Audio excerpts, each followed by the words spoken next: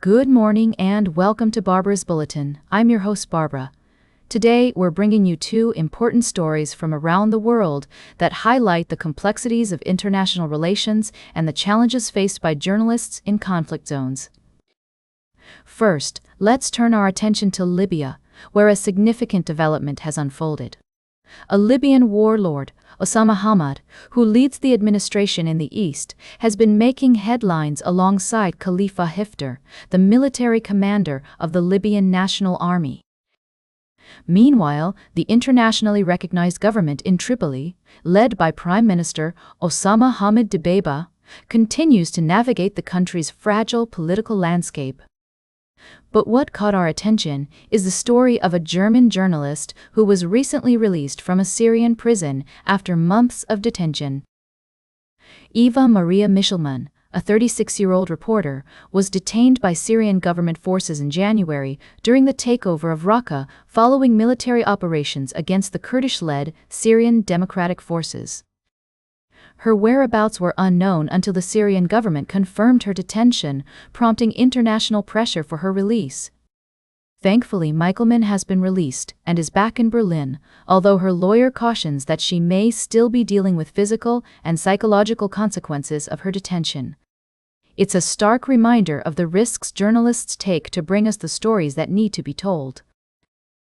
And as we celebrate Michelman's release, we must also remember that her colleague, Kurdish-Turkish reporter Ahmet Polat, remains detained, and his whereabouts are still unknown. We call for his immediate and unconditional release, as well as unrestricted access for doctors, lawyers, and his family. In another part of the world, a Libyan warlord, Osama Hamid's counterpart in the West, has been facing challenges of his own. The country is a major transit point for migrants from Africa and the Middle East escaping war and economic pressures by taking risky sea voyages to Europe.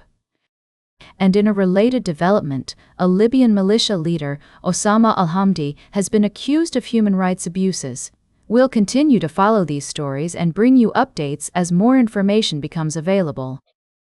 For now, it's clear that the situation in Libya and Syria remains complex and volatile, with many players vying for power and influence. As we navigate these intricate web of relationships and alliances, one thing is certain: the need for accurate, unbiased reporting has never been greater. We'll be right back with more of today's top news on Barbara's Bulletin. Welcome back to Barbara's Bulletin. We're continuing our coverage of current events around the world. Our focus now shifts to the ongoing Ebola outbreak in eastern Congo, where confirmed cases have surpassed 1,000, with 254 reported deaths. The outbreak caused by the rare Bundibugyo virus has been declared the worst ever in its first month, with officials acknowledging that there may be many more unreported cases. The Congolese Ministry of Health reports that a total of 100 people have recovered from the disease, but contact tracing remains a significant challenge, with local authorities only achieving a 55% coverage rate. Furthermore, the outbreak's patient zero has yet to be identified, and over 35,000 individuals who have come into contact with infected persons still need to be traced. The World Health Organization and other international partners are working closely with local health authorities to respond to the outbreak, providing support for treatment, surveillance, and community outreach efforts. Despite these efforts, the situation remains dire, with many patients fleeing treatment centers due to hunger and a growing crisis of distrust among affected communities. It's essential to note that the international community has pledged significant funding to support the Ebola response and preparedness efforts in the region. The outbreak serves as a stark reminder of the need for continued investment in global health infrastructure and emergency response capabilities. As we continue to monitor this developing story, we urge our listeners to stay informed and support efforts to combat this deadly disease. We will provide updates on this situation as more information becomes available. Welcome back to Barbara's Bulletin. As we wrap up today's show, I want to bring you a developing story from the Middle East.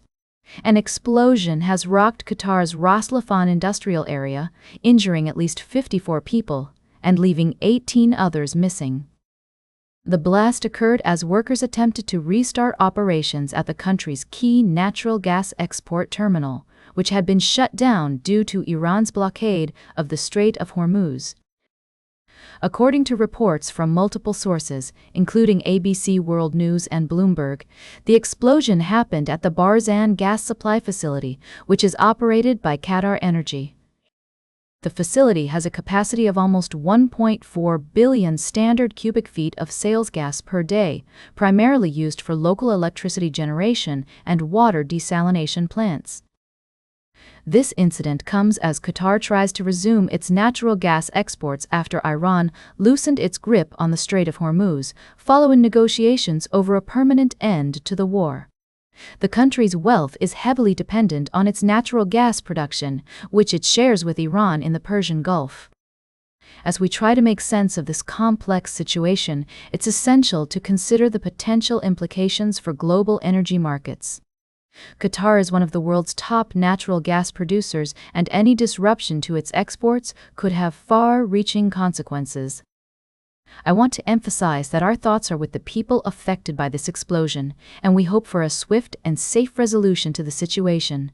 As more information becomes available, we will continue to bring you updates on this developing story. That's all for today's Barbara's Bulletin.